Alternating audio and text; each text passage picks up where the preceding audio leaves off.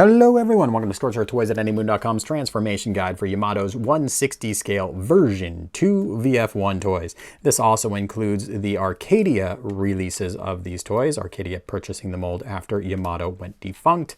And I'll also discuss the minor nuances of some slight mold changes that happened along the way. If you're shopping for Macross toys, you should know it's pretty hard to do with the licensing quagmire there is. If you're shopping for Robotech toys, Transformers, just about anything else, I recommend you shop at Big Bad Toy Store. You can click the link in the comments and head on over and help this channel out in the process. To begin, it's probably the trickiest step going from fighter to Gerwalk mode, because this is your real opportunity to break the toy. You want to apply pressure on the legs out away from the center. And by doing so, you are going to pop a peg out from the backpack. So there you can see the hole in the backpack. There was the peg. Now this backpack is free. Now what we can do at this point is we can wiggle jiggle the vertical stabilizers out. We can fold the small one over and the larger one on top of it. And now you can see you need to fold over the backpack. Now what people do sometimes is they just apply pressure and it works. Sometimes though it doesn't and it can break things. What you want to do is apply pressure down at the front of the backpack, and then you can see that kind of popped the hinge free, and then it will flop on over on you. Now that hook might also flop on over you. You want that back. So there you go. That's how you do it. You push pressure down near the hinge to break that backpack free, and then fold it over, then flop that hinge on down. Now there are pegs attaching the back plate into the leg now. So what we want to do is just push down on the leg, and a little outward pressure as you do this seems to help. Now you can see by the way that peg is shaped why that would be. Kind of has a hook that comes inward to it. So you can bring these legs down, and when you get to about this point, you can go ahead and pull out and activate an extension there. That will then allow you to get that leg even further forward. So you can get the leg something like this. Now once you do that, you're going to go ahead and pull the foot out and open it up.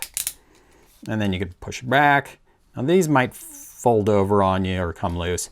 Just put that back into position and repeat with the other leg on the other side. Your toy will look like this now. You can twist the knee out to get what is known as the VTOL mode for the VF-1, which is sort of a quasi Gerwalk mode, but we're going to continue on to Gerwalk mode, which means we are going to swing the arm out next. So you can see the arm has a housing that holds it into place.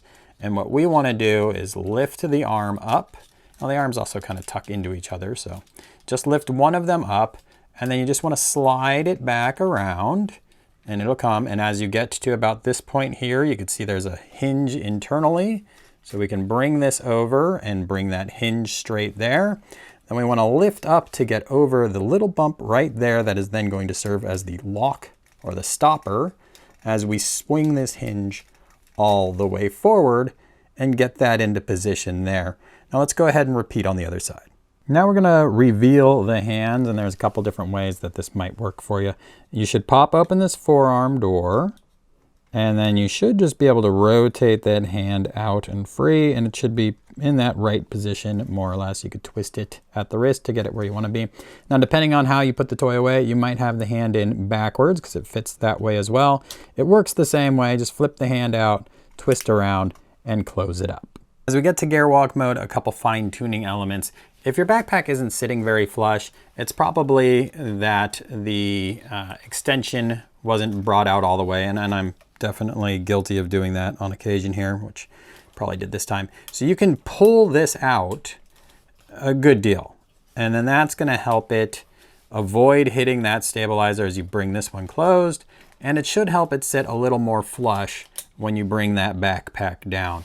Now, if you're trying to bring the arm out and it's running into the shoulder, you can first check there's some play here. So make sure you've got that hinge down, and then also this shoulder piece here can be freed up. So it's kind of tight in this position, possibly in fighter mode.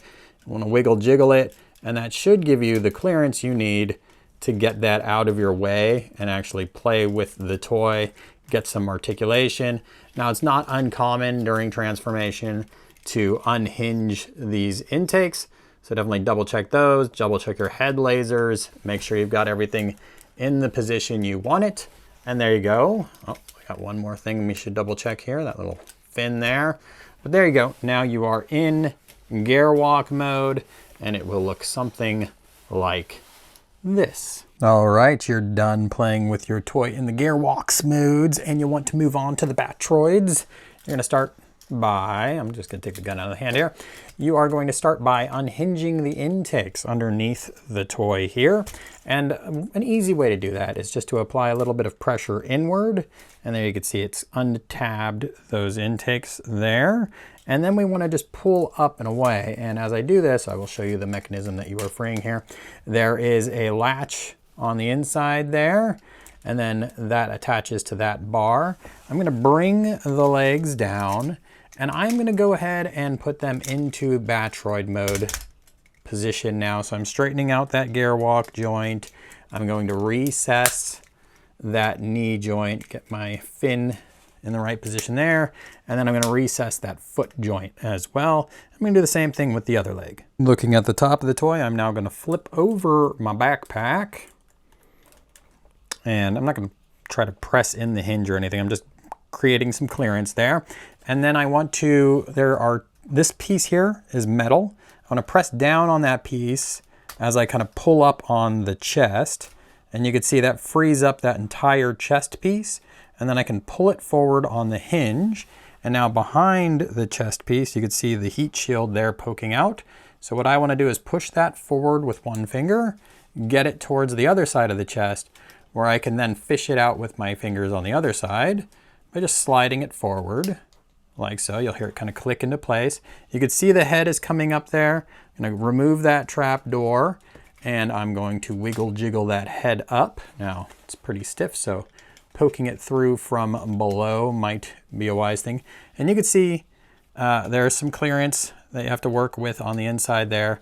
Get the head on up, and once it is up, you're going to turn around, but you want to wait to push the head down because this extension is going to prevent it from turning right now.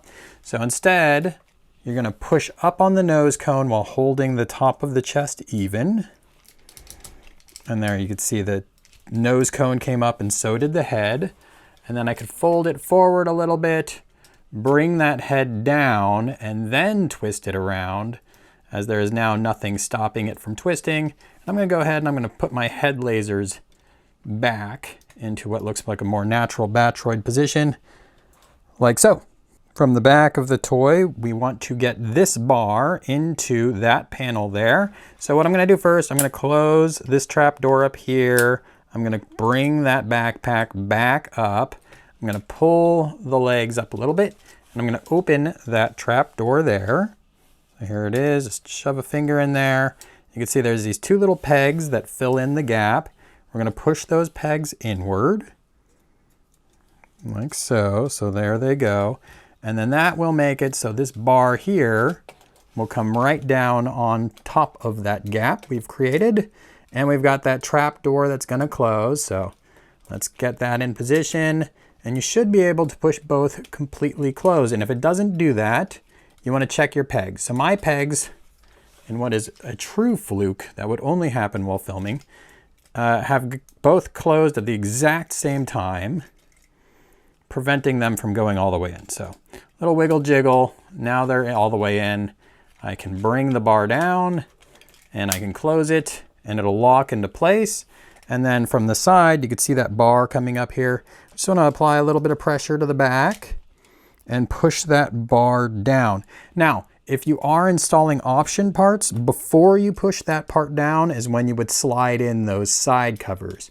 Now I can close the wings, and we're pretty much in Battroid mode. If you have an earlier version of the Yamato 160 V2, so this is not an Arcadia version, but an early version of the Yamato releases, there's a slightly different contraption around the crotch. Still works basically the same, so we need to pry open the trap door. We need to recess those pegs just like we did before, but this is a much tighter fit. So as we bring this bar down, we have to get this door closed before we can trap everything into place.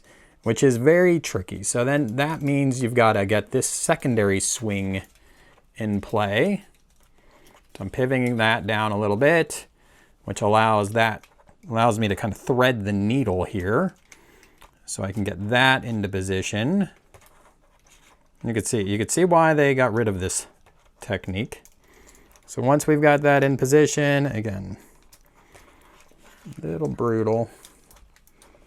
From the side, maybe a little bit easier. So wiggle, jiggle, get that down, get that hinge on top, and then lock it into place. So much more difficult to do, not rocket science by any means, but everything else exactly the same.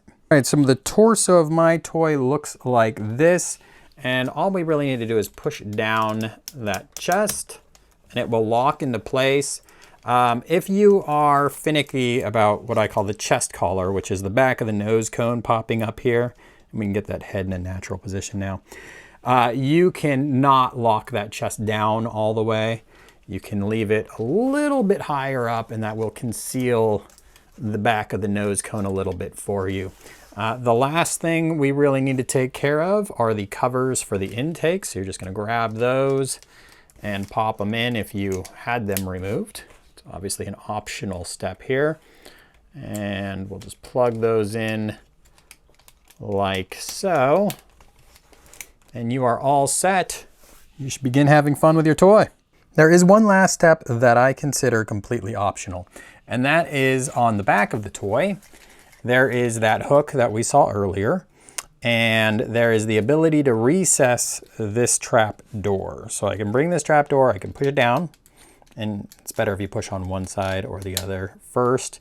But there it goes, it goes down, and then you could bring this hook all the way around, and you will be able to create a very, very tight connection to that backpack, and the backpack will look much more secure on the back than it might otherwise. There you can see no hook in use. Hook in use. It's very tight over on this side. It's leaning back a tiny bit on that side.